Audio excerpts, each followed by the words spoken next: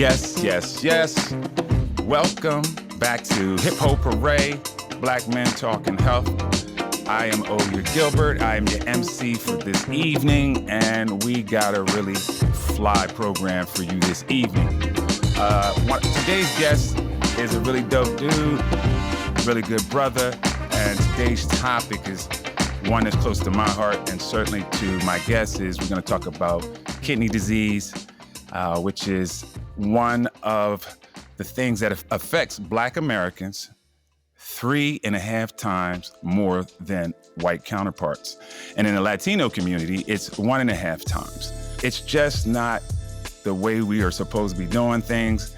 It's not the way it's supposed to go. A lot of it comes from hypertension and things that we can control, or diet and things of that nature, but some of it is just genetic.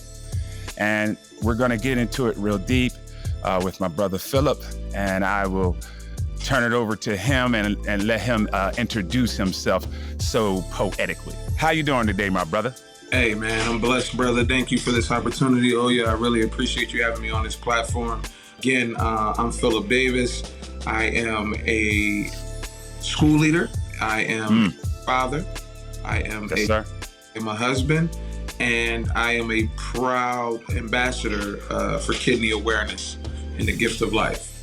Talk about it. So you have a bunch of other accolades that go along with that, and we will definitely discuss those things. But when it comes to kidney disease and your story, you've already introduced yourself, but please, start your story off so people understand how serious this is. Yes, sir, definitely. And again, thank you for the opportunity. Oh, thank you, brother.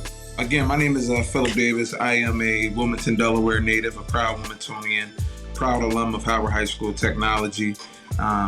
East Side. Class of 2004, 20 years now. And a proud alum of Delaware State University. Okay, Dover, Delaware. Yes, sir. Kept it home for a little while. And then okay, proud alum of the University of Baltimore. And so basically my story starts in high school, my senior year at Howard High. I would have these really, really bad headaches. I never really addressed them. We get into college, undergrad, 2004 to 2008. Never really did a primary care visit. Just kind of got my annual physical at the university, but never got any blood work done, anything of that nature. And I really tried to do that, that male ego, bravado-driven mantra of medicine and it'll be okay, the headaches will go away. Just put some tussin on it, we'll tough it out. Right. And I kept that mentality all the way through grad school. In 2010, I was working at Johns Hopkins, and because it's a health system, I decided to get a primary care and start getting checked out. Okay. And seeing a neurologist just to see if it was something that maybe stemmed from when I had petit mal seizures and blind stare seizures when I was a kid. And it actually wasn't. And so fast forward to graduating from the University of Baltimore with my graduate degree in 2011, I moved to Atlanta. Okay. And I in Atlanta from the end of 2011 all the way through 2016, and I would have these headaches. At this time I'm 25 when I moved to Atlanta. Life's changing. I'm getting into my career, and then I decided to take an alternative path in education and join Teach for America in 2012. And, I began teaching, my teaching career, and these headaches would come. Wow. And again, I still wouldn't do anything about it. And then finally, I moved, and this is where I noticed the headaches got a lot worse when I moved to Boston in 2016. Okay. It was a lot colder. I noticed that these headaches really started to impact me and affect me. Interesting. So the temperature change. Yeah. You believe that the coldness made the headaches increase as opposed to, I got you. Okay. So I would say the frequency, I don't know if there's a direct correlation between the two things, but okay. I believe that the colder the climate, the more the headaches seem frequent. Okay. And so then we left Massachusetts and I ended up moving to Chicago, an even colder climate. Oh, yeah, I was about to say you went the wrong way, bro. Yeah. And those headaches started to get worse. So I started seeing a primary care physician at the University of Chicago, which wasn't too far from my house. And I was just getting my routine annual physicals and checkups. Still wasn't getting blood work, which, ultimately tells a lot of the story. Right. After a few years in Chicago as an assistant principal at a high school, I moved back home to the Delaware area, Philly area, and I took a job at a high school in Southwest Philly as an assistant principal with specialized services. Okay. So you went from Chicago, which is tough, rough area. I went from Atlanta to Boston to Chicago, then to Philly. Yeah. So from Chicago to Philly, Chicago's a rough area. Right. And so you were teaching in Chicago, correct? I was an assistant principal. So you were right. So you were the assistant principal in a school in Chicago. And what part of Chicago? The South Side. So I was at a school called Hansberry College Prep, Lorraine Hansberry College Prep. It's off of 87th Street, off the Dan Ryan Express on the South Side of Chicago. Okay. And Auburn Gresham. I just wanted to point that out and make sure our listeners understand. One, you're educated and just that you moving around and still carrying this headaches with you as you go along, moving from state to state, and the importance of that you still are performing, your daily duties as a professional and along with your family. So I want you to continue, but I wanted to make sure, we understood that. No, I appreciate that. Yeah, that's a very valid point. So I moved back to the Delaware, Philly area. I went through a divorce. I just needed a fresh start, wanted to be closer to family. So that's the reason for that. My older sister, Joan, was working at a mastery, like middle school or elementary school. And she had told me about some leadership positions that they had available within the network. Mm-hmm. Also would benefit from it because she would get a bonus if you got someone hired. Right. Incentive. Got to take care of the fam. That's a good one. Yes. Yep. So I ended up taking a job as an AP in a school, at a school in Southwest Philly. And I really enjoyed it there. It was crazy. I started in January of 2020. So I started January 5th, 2020. January 5th is obviously a very meaningful day to me. I'm a member of Kappa Alpha Psi Fraternity Incorporated. Oh, wow. Okay. Yo to the good bros. Right. Got to shout out sorority. Yes, sir. That's our Founders Day. So I literally started working on my Founders Day, which was dope. That's dope. So yes. That kind of let me know that things were aligned and I was due to work there. That made sense. Right. So anyway, in March 13th, 2020 was when we officially got out of school because of the pandemic, because of the coronavirus. And so, which we thought would be like a 2-week thing. A lot of people that I work with thought. I think a lot of people did, to be honest with you. We thought that we would be home for 2 weeks and then we would come back in the building. We thought it was basically man cold. Mm-hmm. A lot of people, and myself included. Right. But obviously we saw that it was a lot more than that. Yeah, it was way more than that. And we're still in the midst of this pandemic. Yeah, I ain't gonna front on you. You're right. Even today. The fallout from it, yes. So in March, I was working from home for the next several months. School year comes to an end. We're still virtual. In July of 2020, my then girlfriend, Akila, who's my now wife, I call her at 2 a.m. Now, I lived in West Philly near St. Joe's, and it was just me and my son Cameron in our 2-bedroom duplex that we lived.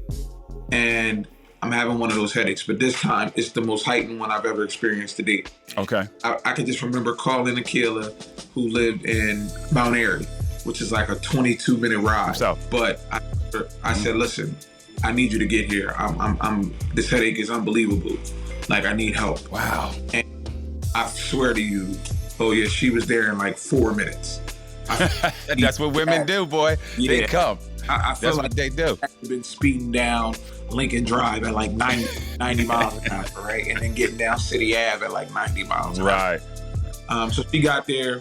It was like 2:30 a.m. Telling her about the headaches. She's saying, Phil, you need to go to the hospital. I'm like, please, I don't want to go. Let's put some chest rub on. Let's take some Tylenol. Can you give me some Tylenol? What she went and got. That man thing still kicking in. Yeah, still kicking. That bravado, that ego still. Yeah, that ego thing still doing it. Still going through the roof. I said, maybe if we could just break the monotony of this headache up for a little bit and I can get some rest, maybe I'll be better. Eventually, around maybe 3:15, we were able to do that in the morning, and I went to bed. Okay. Headache was going. I woke up the next day, Felt a little drained and sluggish, but I was okay. September 17th, I take my son to Boston to his mother's. On my way back, I get a smoothie. So where I was an area I used to catch the shuttle to my job from the train station. I knew this area very well, like the back of my hand. It was a place called Frucas. Wonderful smoothies. If you're ever in Boston, great place, right? So I went there. There go your free plug. There you go. Free promotion via us, right? So I went there. I got like a mango, kale, banana, almond butter, strawberry smoothie, right? Smoothie was amazing. I then catch the train to the airport, and I'm flying back to Philly. Okay. Now, how much time has transpired from you arriving in Boston and now you're on your way back? Is it the same day, couple days? Yeah, same day. So this is the thing that I didn't mention. When I took my son out there, we left at 10 p.m. on September 16th, 2020. It was a 7-hour train ride, so we went overnight. We got there at basically like 5:36 in the morning. Okay. My flight might have been 10 a.m. So literally I got picked up. I had his mom come to that train station to pick him up. And then I caught the train back to the airport and then flew out. Okay. But I flew back one way. It was cheaper that way. Right. I got you. Yeah, it was because flights were really high during COVID. Okay. Yeah, that makes sense. We caught the train there. It was cheaper. And then the way back was a really cheap flight. It might have been like $80 one way. So maybe a total of maybe 11 hours or so from the time I took the train and then flew back out to Philly. Okay. So I caught an Uber. I was catching it. I was actually going to go to work at my school because leadership had to come to the building. Even though we were still virtual, we would meet once a week. Okay. On my way home, I was on the 26th Street Bridge, going over towards like the Navy Pier. Yep. Mm-hmm. It's one lane. The other lane is shut down, so it's one lane. I'm telling the Uber driver, yo, I feel like I gotta throw up. He said, got you. We'll open the door. He says, we're not moving.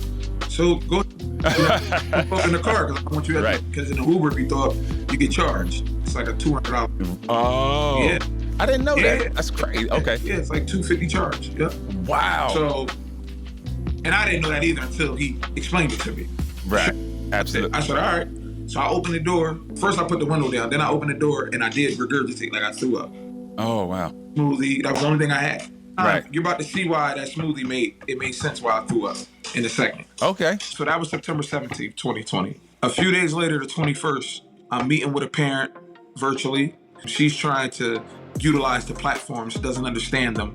So I'm trying to help her because we were asynchronous still. So I'm telling her about the platforms, how to use the sandbox, how to help her kid, how to navigate our different platforms. Right. And I'm having this headache.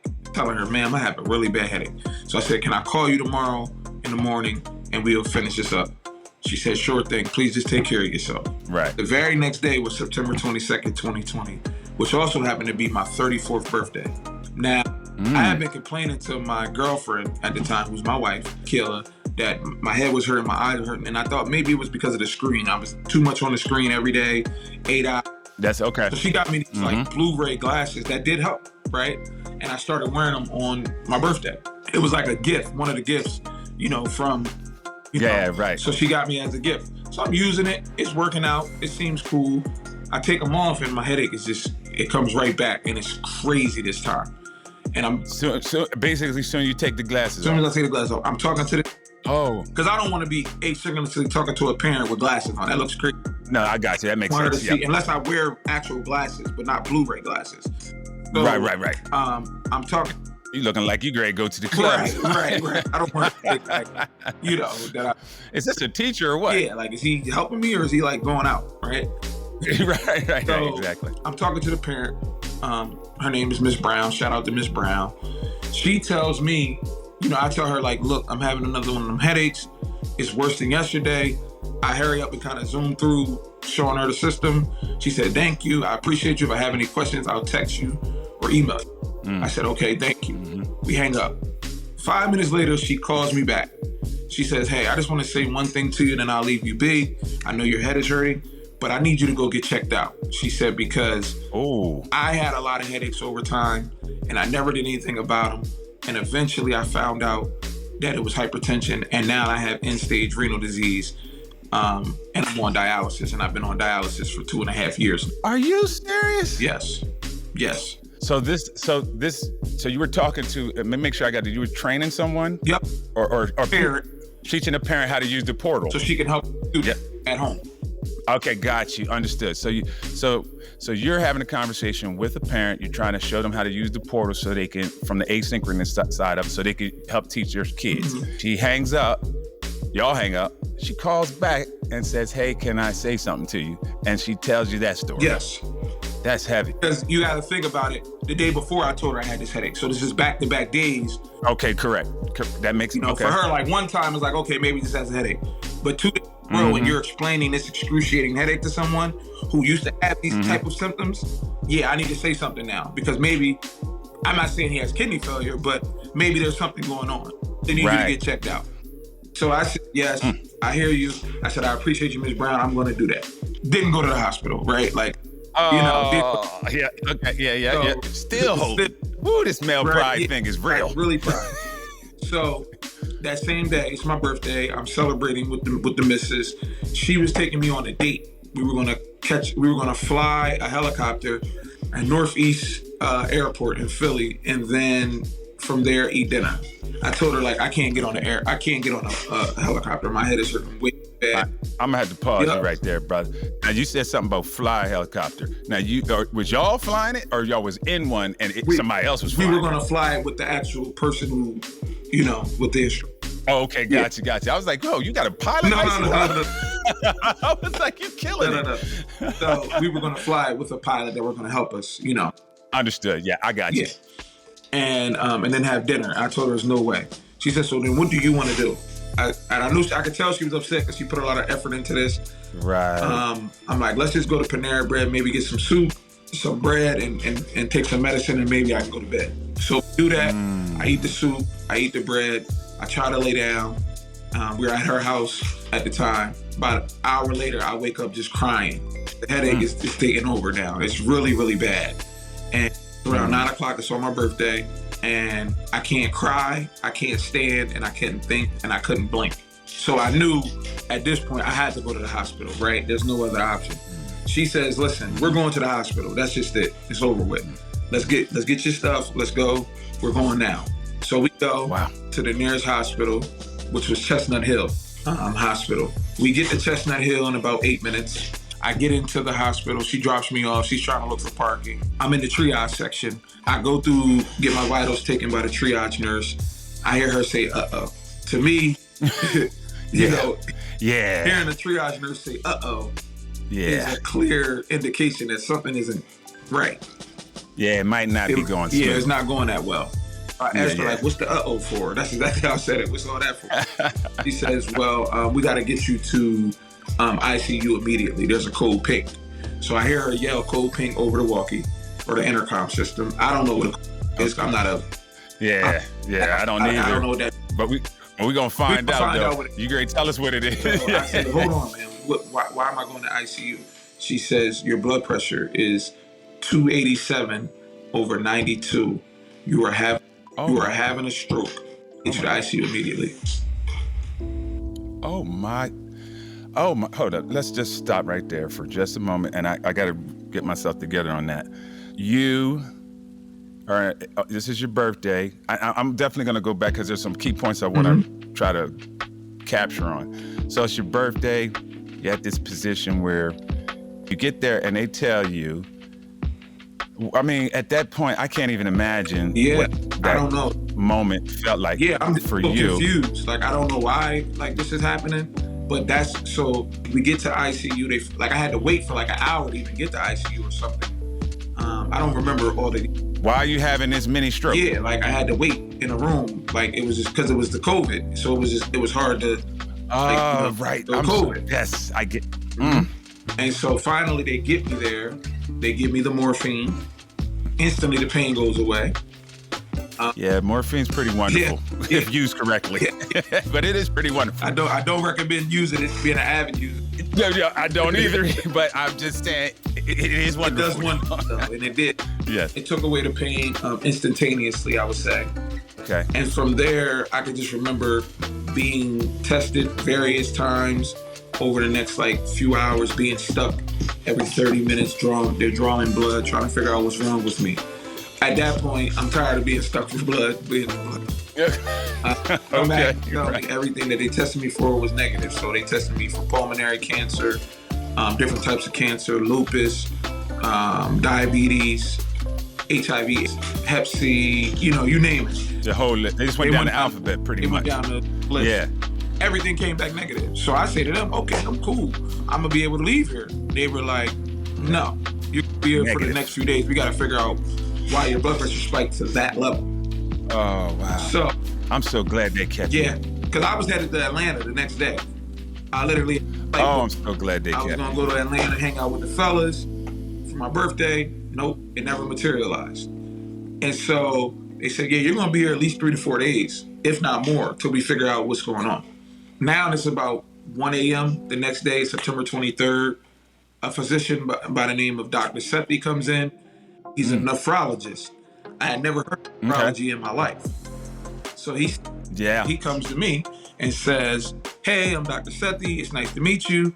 I was wondering, has anyone ever talked to you about your kidneys? And I say, well, what for? Right. Okay. Yeah. Okay. He says, well, give me a second. So he comes back maybe 45 minutes later after looking at another blood test. And he says, based on what I'm seeing on the blood test and the x-ray of your back, where it was like a bunch of scar tissue and 101 Dalmatian spots, he said, it looks like you have an acute kidney injury and it died. But we need to do some further tests because we need to know how damaging it is, because it could be end-stage renal disease. Okay. So at that point, I'm trying to process, like, what does that mean? Right. He says, did you know what renal disease was at that moment? I did not. Okay. So I say to him, in layman's terms, what does that mean? Okay, right. That's what we need. That's how we need to hear it. It means like the core definition, if you could. Yes. So he says, well, an acute kidney injury means that your kidneys are overworking, and if not treated or taken care of, it could lead to ERSD, which is end-stage, or ESRD, end-stage renal disease, which means kidney failure. And he said, if you have kidney failure, then there are 2 ways to go about it: transplant, and dialysis. And he said, typically, you would need dialysis first before you get a transplant. It's like the prerequisite, right? Unless you're able to get a donor immediately. Okay. Which was rare. And this is the conversation y'all having at this point. You still have not left the hospital. I still have not left the hospital. Right. Okay. I haven't been diagnosed. I'm just making. But right. You still haven't been diagnosed. Right. You just have an AKI at minimum. Right. Okay. 2.5 hours later, he comes back. Says, we're going to try to see if we can regenerate and see if the kidneys can get functioning a little bit, because I see some functionality, but we won't know until, we do a few more tests. A few more sticks, a few more blood sticks, a few more things. He looks at the creatinine levels, which are the hormones the kidney makes. He looks at the potassium and the phosphorus levels, and he says, wow, okay. My right kidney was overcompensating because the left kidney had already failed. Oh, my stars. Right? Within that time frame, he was able to see through the testing that kidney was failed already. The right was overworking and overcompensating. That's what was going on. The right kidney was struggling. Right? I mean, it was holding on. It was fighting for dear life, right? Yeah, it was fighting, trying to keep the thing running, keep your body running. So one thing that I want the people to know, is a functioning kidney is at 40% or more. Correct. Anything below 40% is considered failure, technically. Right? Right. We know we only need one kidney to live, but if you have a kidney that's overcompensating, eventually that kidney will fade. It's going to fail too, probably, yes. So they were given that life expectancy of that kidney maybe 6 months. It didn't make it. It didn't make it even. It didn't make it even a couple days. Couple days? It was gone within 3 days. It had worsened.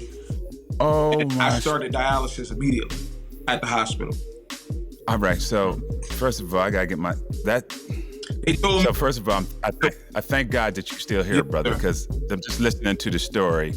Any small tweak of any of those changes, doing something different, leaving, not anything, Right. you wouldn't be having this conversation right now, man. Right. And, And you know, I mean, 6 months to go from 6 months to 3 days. yeah, That's they were telling me know? 3 to 6 months that it was an They basically told me I was gonna have to start dialysis. Right. And that's when I asked, like, am I gonna die? Right? Because I never, I don't really know anyone that's been on dialysis. I don't know what this is, right? It's so new to me. So he was saying, you're very healthy otherwise. You're gonna make a recovery. You're just gonna have to do dialysis until we can get you a transplant. So it sounded pretty good. I mean, in a sense of, in the grand scheme of things. Yeah, I mean, because the first thing I thought about was like, damn, like, am I gonna be alive? Am I gonna be able to take care of my son Cameron? Am I gonna be able to marry Akila, who I knew I wanted to eventually, right?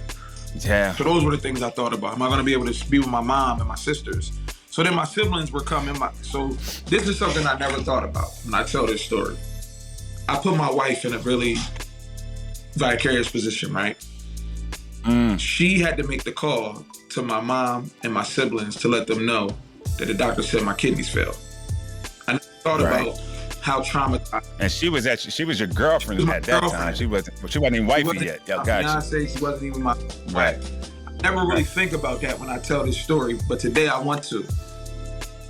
It's important. I'm gonna share something with you on the backside of this too. Go I ahead. can't imagine what that's like to like have to tell the man you love, mom and siblings, that he has kidney failure. Sisters are like in shock, and like they hurry up and get to Chestnut Hill from Delaware ASAP. And then my one sister was in Philly, and then my other sister was in Delaware. They both get to the hospital like ASAP, right? They get there, and they rotate with my lady to give her a chance to get some rest, because she had been there with me overnight and stayed and worked. Basically the whole time. She had work the next day. She stayed and did her work on her computer, and they let her speak. Can we just give care partners like a huge shout out right now, like for real. Like care partners, and I'm listening to your wife's story, and I didn't mean, and I apologize for stopping you because it just hit me. Care partners are so paramount in this journey, and I know there is tons of folks out there that don't even have care partners, but you brought up a great point, and I am in a similar situation as well, where at the time of my diagnosis, I was I was just dating. It wasn't even, it was kind of a tumultuous, dating. It wasn't going great. And then, like you said, you thrust somebody, not that you mean to, but you wind up by happenstance to put these people in that position, and for them to take that mantle up. I just can't, like you said, I can't imagine what kind of pressure that was for them. Right. So please, I want to give your wife a mad shout out for sure, and to all the care partners out there. Yes, for sure, and they deserve it. Absolutely. So we get through that phase, and my sisters are there. Now you remember I told you the story about the smoothie in Boston to Philly, and yes, the banana. What is it? Whole banana, smoothie, right? And yes. Every food we eat has a high level of phosphorus in it. That's why we need to eat things in moderation. But when you have renal disease, potassium is an issue. That is correct. What do bananas have in them? Potassium, plenty of it. So the banana, and it was an overload. Caused me to throw up, and it was signaling rejection. Right? Science. And not a mystery. It was at the time. And then I had a salad and I had a smoothie that day at the hospital while I was in there getting my blood, because I had to eat something. And before I found out about the kidney failure, and I threw up in the hospital. And my wife cleaned it up, helped me out, bathed me, all that, right? So then I learned that, I haven't had a banana since, right? Right. Because of how my body responds to them. we move on. I'm on dialysis now at the hospital. I leave September 27th is when I get, what do they call it when you get sent home? You got discharge. I get discharge. Yeah, you had me stuck for a minute too. Yeah, you got discharged. So I get discharged 5 days later on the 27th. I go right to a dialysis clinic where I start treatment, and I remember having to let my job know that I wasn't going to be able to work anymore. Right? The recommendation is when you first come on dialysis, when you crash onto dialysis, as they say, you need to be, it's a lifestyle change. So they recommend taking about a year off to kind of adjust to life on dialysis. Mm-hmm. So I had to let them know I had to take, first it was short-term disability, and then it became long-term disability.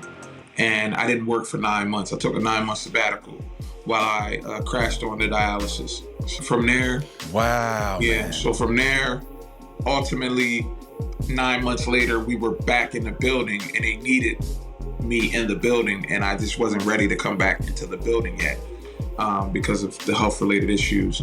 So I ended up, separating. I wasn't fired, but they called it a term of separation because of mutual agreement, but from your health. Yeah. Right. And then told me if I ever wanted to come back, obviously, if I was healthy enough, they would allow me to interview again. And if they hired me, great. So now, for the last 4 years, I'm reminded that every year on my birthday is another year on dialysis. I've been on dialysis now going on 4 years in September. Over the last few years, I started a foundation with the wife where we lead annual kidney walks and we provide information on hypertension, high blood pressure. Those are the things that actually show what caused when I got a biopsy at the hospital. The first one was inconclusive. The second one showed elevated levels of hypertension that was caused by high blood pressure. And so I had been living with high blood pressure. Which is huge in our community. Very huge. And apparently I had been living with high blood pressure, they said, for a few years. They just didn't know it. And as you know, they say high blood pressure is a silent killer. And it goes back. Yes, it goes back to your statement that you mentioned at the beginning of this, which was the dietary things that we eat. Now, like you said, some things we're pre-exposed to, and some things are hereditary, right? Under our control. But things that we can't control what we can control, which is what that's correct, right? What we consume and how much of it, which is why I've used the word moderation. Right. I heard you use that word several times during the course of this. Because we we have to consume things in moderation, even the things we love, right? We need a certain level of protein. We need a certain level of fats. We need a certain amount of fatty acids. We need things that... It's really this simple, man. Like, moderation is the best thing across every span of life. And I'm gonna just use this analogy my grandma used to hit me with. Basically, too much of anything ain't good, baby. That's what she said. She is like food. That's a fact. You eat too much of it, that ain't good. Eat too little of it, that ain't good. And you can just take that all across everything. And then when you talk about our bodies, and as you and myself are discovering, and those that are more in tune with things, with themselves, we are in a chemical balance that, God created this wonderful machine that is just in perfect harmony. And if potassium levels go too low or sodium gets too low inside our body, it causes all kinds of issues that, the medical field is a little bit more privy to understanding what happens in those scenarios. But as you stated with the potassium, that's a scenario. When I was getting my cells taken away from me for my stem cell transplant, it was supposed to be the easiest part of the process of doing a stem cell transplant. However, once again, each individual is an individual. So I want to keep stressing that as people go through their medical journey. Just because something happened to somebody else don't necessarily mean it's going to happen to you at all. However, I was one of those whatever you want to call it, those unique people.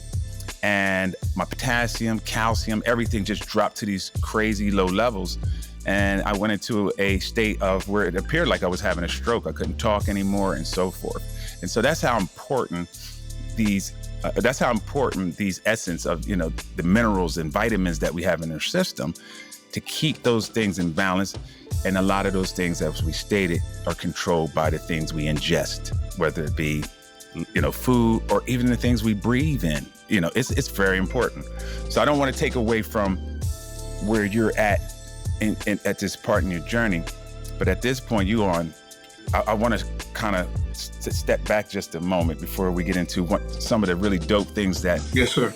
have came out of this, because there is some positive out of this, and you are an extremely positive brother. So I want to make sure we separate the two, but I don't want people to lose sight of the traumatic aspect of what happened. So if you go and listen to your story and you look back at it, I'll just point some things out that I heard and see if you agree with me.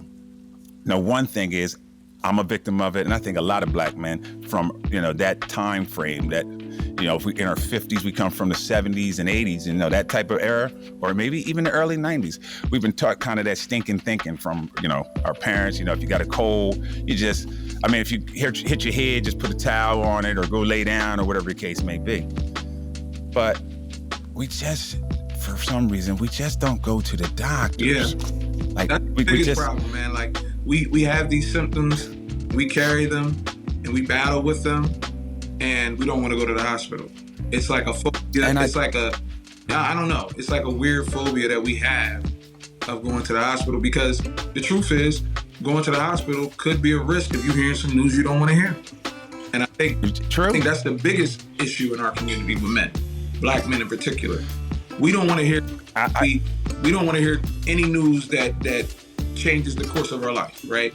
Or the trajectory of our life. But my thinking now is, if you get it taken care of when you're feeling it, who's to say you're not catching it in the earlier stages where we can get it right? That's the whole point. And now we're not at the point where you're hearing you have a major chronic illness. Right. And so to that point is why I'd be so adamant and so upset. It's like, hey, man, I'm just going to say it straight up right now. Like, Black men, or just Black people, but Black men, why not go to the doctors? Because I know sometimes we be like, oh, we don't want to know what's wrong with us, but it's still happening to you regardless. Like, whether you go there or not, it's still going to do what it do. So wouldn't it make sense? And I'm just getting past all the feelings. Let's just use some logic. Wouldn't it make sense to go to the doctors, because they could tell you it's nothing? That's an option too. It could be absolutely nothing. But they also could tell you something that could be prevented. I always say, don't let pride stand in the way of prevention. And it's just so real, because there are countless examples recently of people who could have maybe did some prevention stuff that have passed away, and high-profile peoples and not so high-profile peoples. I'm sure it's people in the listener's family that know that. So it's important. I just keep stressing that, because that's what this show's about, man. We got to change our mindset and get over that, man. We really do. Mental health stuff, you don't want to go see nobody talk about the problem. You feel like you're soft. And let me tell you where the part you're going to be soft is when they putting you in the ground. Yep. Because people are dependent on you. You got family, you got grandchildren. All these people want you to be around, even if you don't think they don't. And so we just got to do better. And anyway, I went on my little tangent. My fault, Black man. You're good. That's true. Like, we want to be here for our loved ones, the people we serve. All those things are important, and it's not a tangent at all. It's something that's going to help us. And I think that it's so paramount. Yeah, and I hope that the brothers listening to this will understand that point. So go back to your journey. Yeah. And, and the part where you got diagnosed. Mm-hmm. I really want to know a part. I want people to feel that. So when you got told about it, you said you didn't really go to the doctors. Nope. Because I know I've been in this space. You probably wasn't around your wife. It's when you're talking to yourself. What was you feeling like? Did you place any blame on yourself, or did you like what was that? And if you don't want to talk about, I got that. Listen, I'm free to talk about it, bro. Yes, I put a lot of blame on myself because I ignored all the signs for years. Mm-hmm. We went through my whole journey, and I told you what was wrong with me. Mm-hmm. I never addressed it. So yes, that was the first self-blame, then self-pity, and then you go through what we call the why me phase. Like, why is this happening? And why is it happening right now in my life? And it was for me to get myself together from a health perspective. I wasn't talk about it. So this is why this happened. And I'm here today so that other people don't experience this, because I wouldn't wish dialysis on my worst enemy. And so I'm going through dialysis, like I said, the last 4 years. But now I just want to focus these next few minutes and tell you like the positives. And get it. Let's get it. through all this, I've been able to, like I said, start. And you can take more than a minute because I want the positive to come out, Yeah, brother. I mean, I've been able to start a foundation with the wife called the Deny Kidney Foundation. We were basically putting our state's initials together. So I'm from DE, my wife's from NY. Well, she's from Jamaica, but moved to the States in 6th or 7th grade to New York in Queens. And so when you put DE and NY together, you get Deny. And the reason why we want people to understand, to deny and overthrow the notion that just because you have a chronic illness, that doesn't mean you can't live a high quality of life. I'm living. Come on, say that one more time for me. Say it one more time. So our mantra is, just because you have a chronic illness, that doesn't negate the facts that you can live a high quality of life. I agree. And so I'm living proof of that. You're living proof of that, right? We're living proof of that. Mm-hmm. So we're denying that notion that because you're sick, you can't be great, or you can't do this, or you can't obtain that, right? I agree, brother. From that, it's all about mindset. Right. Mindset is everything. And so my wife and I also became global ambassadors for the Gift of Life. Great organization. Wonderful, phenomenal organization that we do a lot of guest speaking with. We've been we were granted an award in December of 2023 as a part of the Ambassadors of the Year, where we were honored at halftime at Center Court at the Wells Fargo Center, the Sixers game. Oh, that must have been real. Oh, it was dope. And what was even more dope was that, we won that night, and Embiid had a 50 burger and Max had 40 pizza. So it was a night for our two stars. And just being in the building, the energy and getting honored was wonderful. And then God picked the right night for you too. Yep. Then we were able to do something with Visions for Black History Month, telling our story as a caregiver and the person receiving care on dialysis. And tell the listeners what Vision is. So Visions is a program on ABC. Okay. It's a program that they do. So we did it. They do it every weekend. And so we were there for the weekend, February 24th of this year. That's when it aired. So if you want to tell this on ABC News, it's kind of like my story with my wife. From there, we did a documentary, a short film with the Gift of Life called the HAT program, Hope for people in my situation. And so it's a phenomenal documentary. It's myself and two other young ladies who are going through this. One is a business owner. The other is a college student, which I couldn't imagine going through this.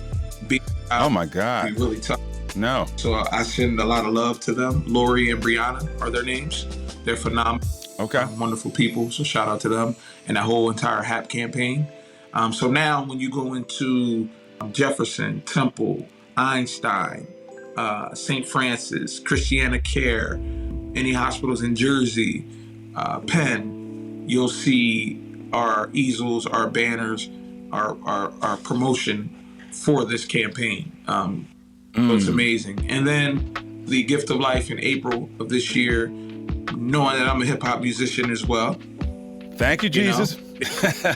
They brought Philadelphia Freeway to my school as a way to support me, and knowing I was a big fan of his, and also the connection that we have through music and hip hop, but also he's a person who's went through exactly what I'm going through and was able to receive a Gift of Life and a transplant in February of 2019.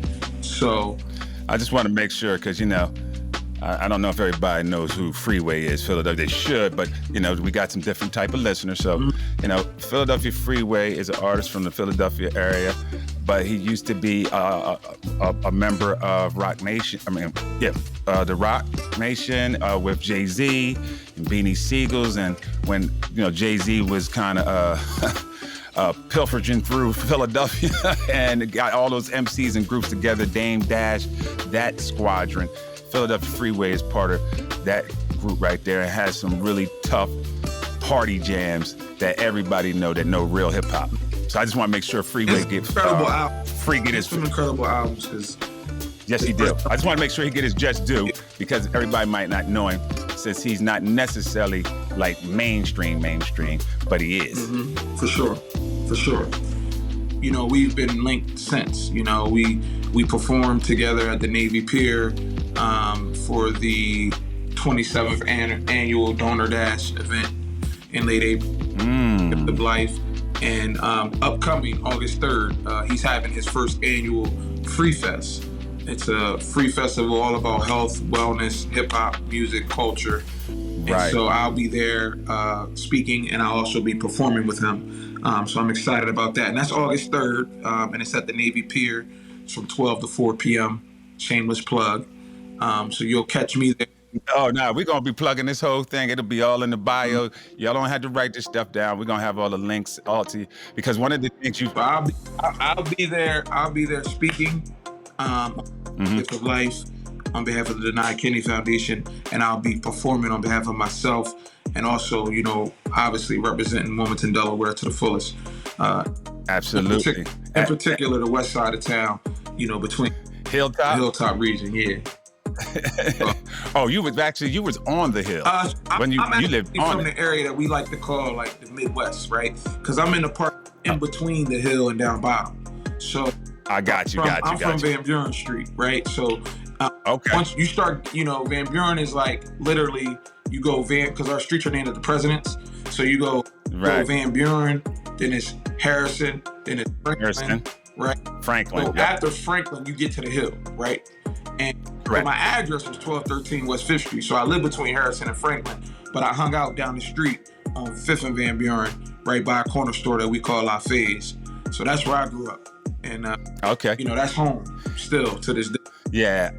It's a beautiful thing over there. West Side has a wonderful, you know, culture, you know, as far as diversity. There's, you know, Latinos, there's, you know, there's Italians, there's everything on the west side of Delaware. And, you know, you represent it well. What's the relationship like with Freeway? Like, you know, just in general, just because I know it's past. I mean, we have a great. I know it's past professional. Like, we have a great relationship. I mean, we have a record. Understood. We have a record coming out called "The Gift of Life," which I'm excited about. It's coming out on my new album, which is called "Stop Talking to Me," you know, which is coming very soon.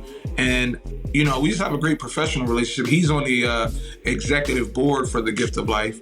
And, you know, so we do a lot of speaking engagements together.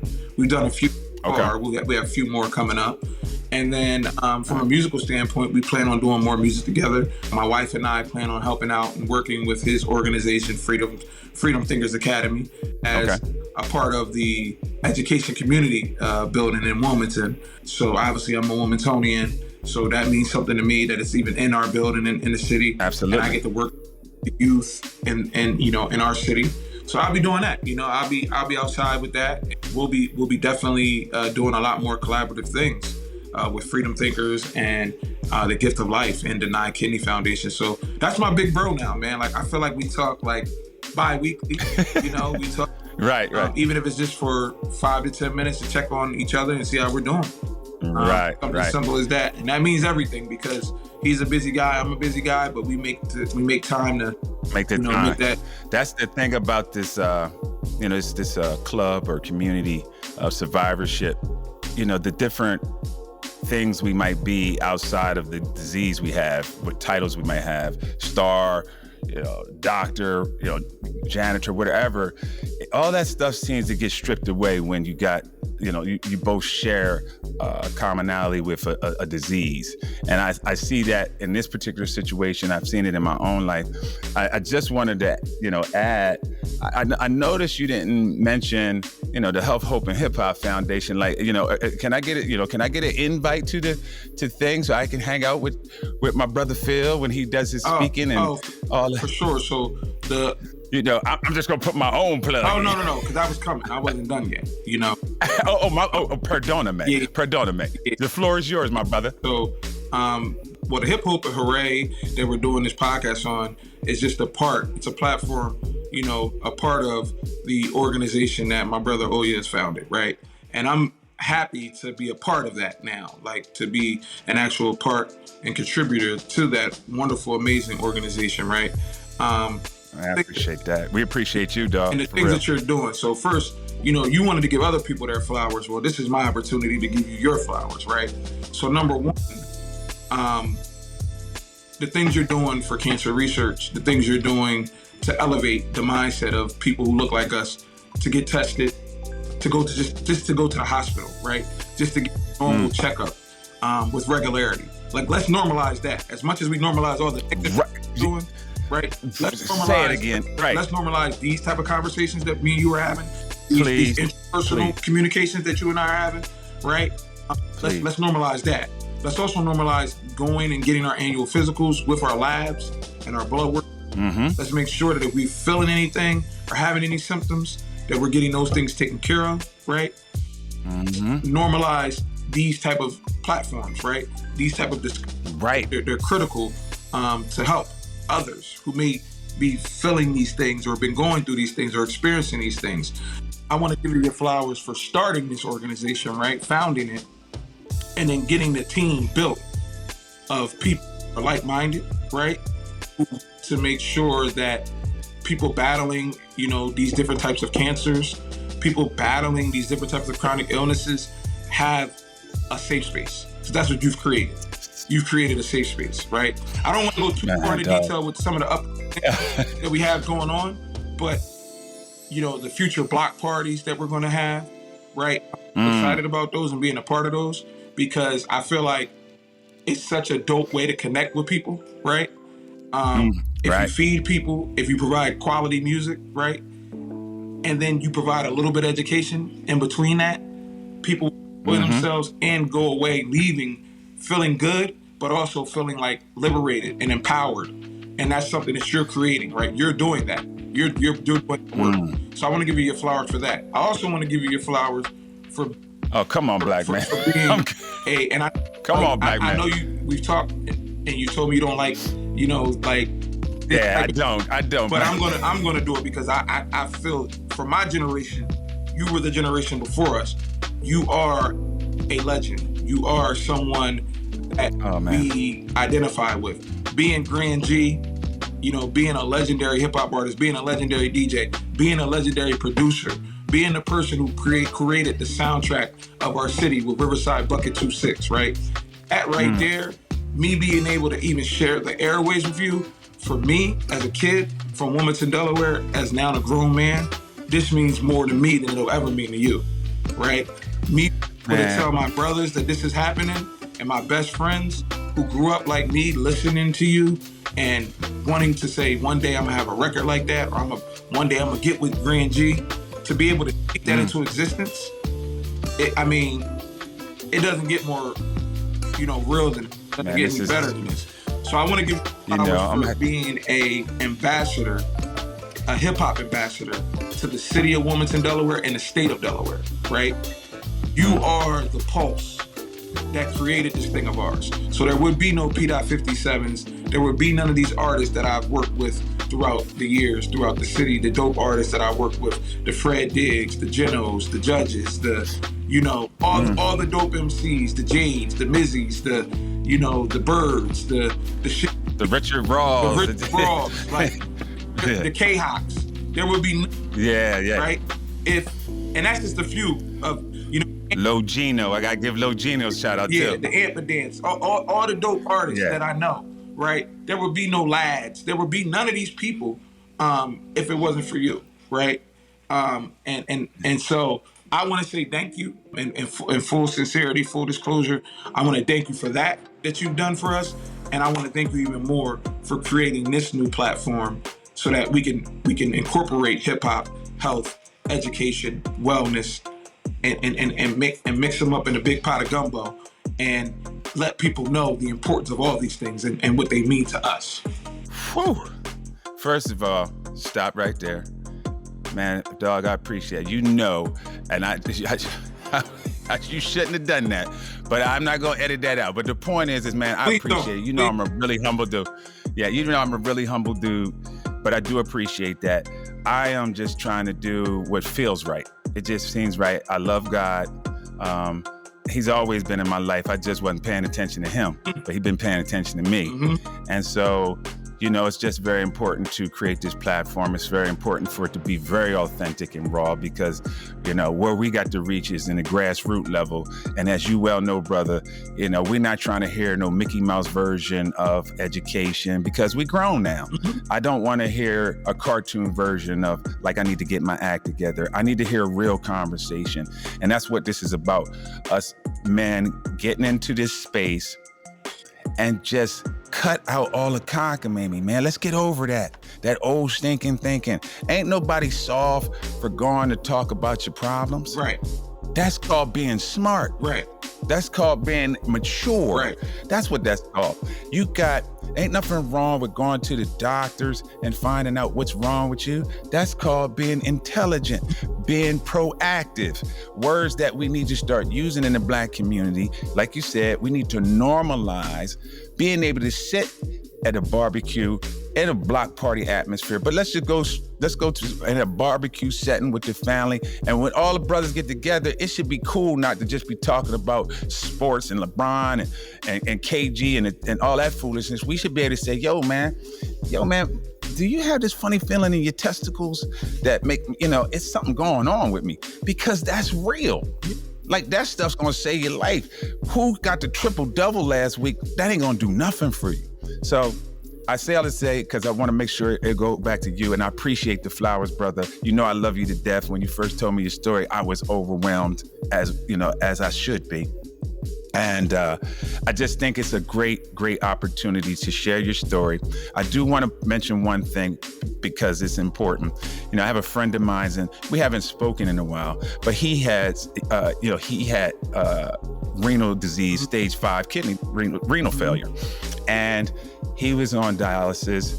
And he had two different types. And I wanted to kind of talk about that because he was going in at first, but then they did a different process. And maybe you can share that if you're familiar with it, where they actually sent a machine home with him.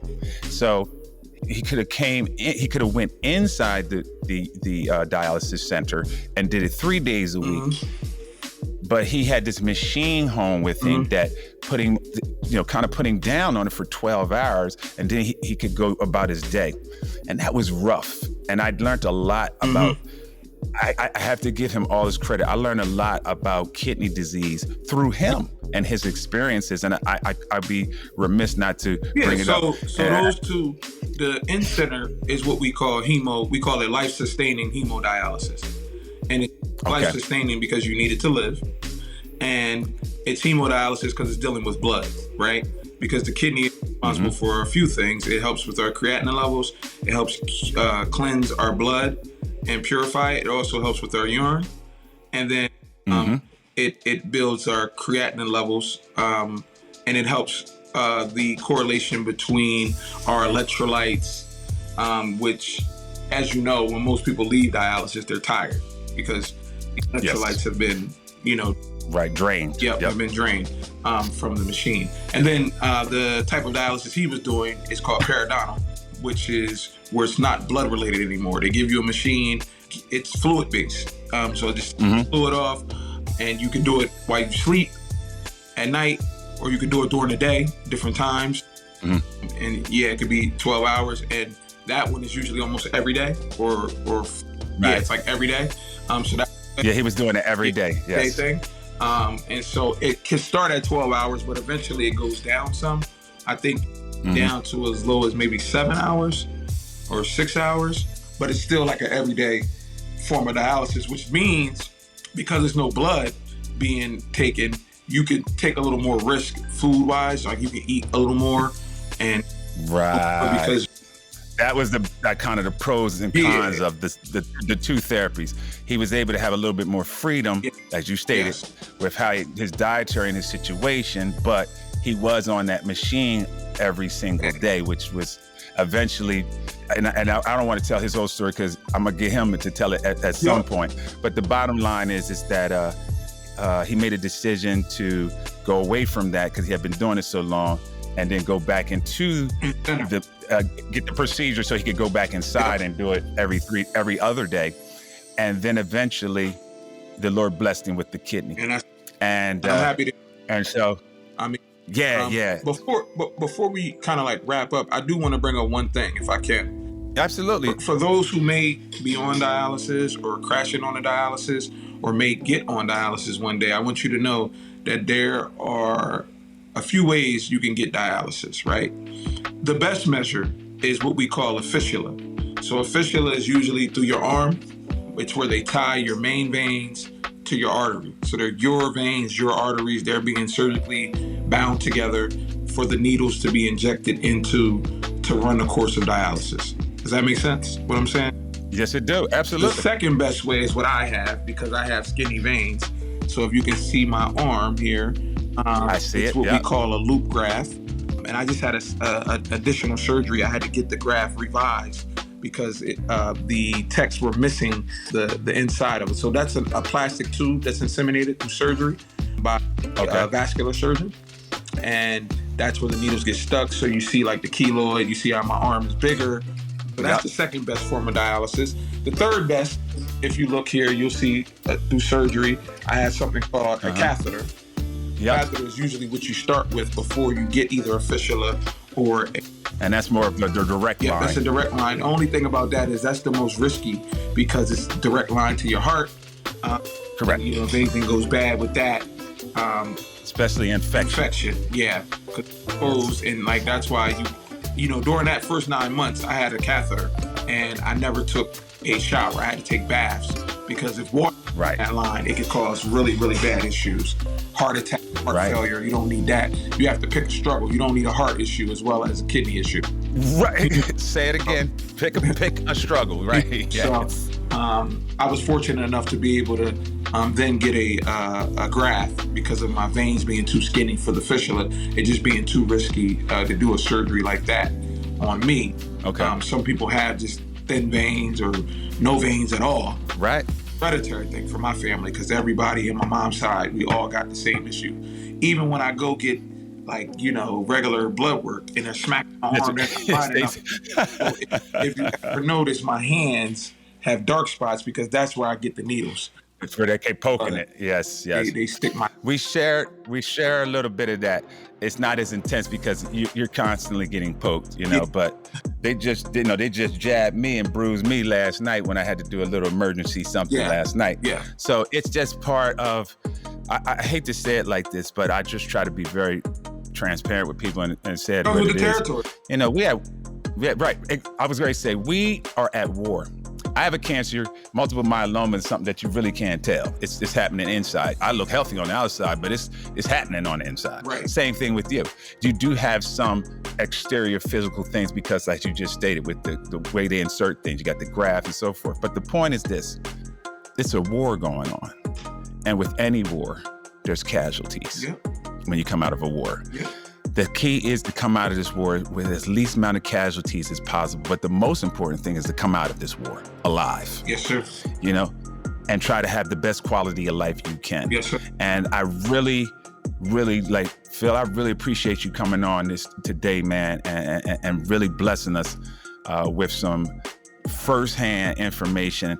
I was gonna say, hey, man, any closing words, but you hit it. I don't want to lose that right there, which you talked about explaining the different types of ways of getting the dialysis, because that'll be great information for somebody who might be in the same situation you were, where it's fresh. It's they're just finding out.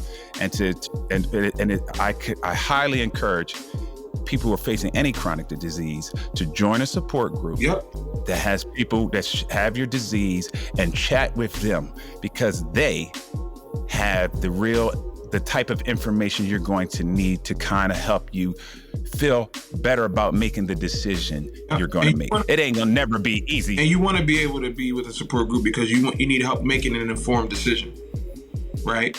There you go. And that's what I call it, informed decision. And lastly, a sound decision is what I say. Sound decision. And lastly, I would say my last tidbit would be, anytime you're feeling anything, please, brothers, I'm talking to you directly. Brothers, please go get it checked out. Like you said, it's not dumb to go get checked out. It's intelligent. It's intelligent.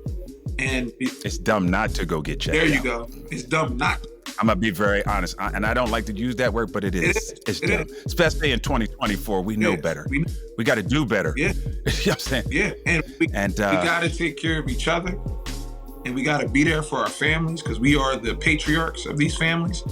So we got to take it. We have to be there, and one way we can secure being there is being healthy enough to do so. It ain't no point in you being there if you ain't healthy and you got no good quality of life. You just there, especially when you can prevent it. Yeah. And I'm gonna leave it on that note. Yeah. You know, when you can prevent it and we can control it, it's really our stuff. And I'm telling you, I promise you, if you get in that space, because we tend to do it as men, we wait till we in cold critical before we do something. And sometimes that's too late.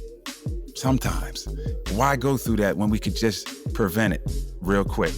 But I want to just say one thing. I close out my show the same way.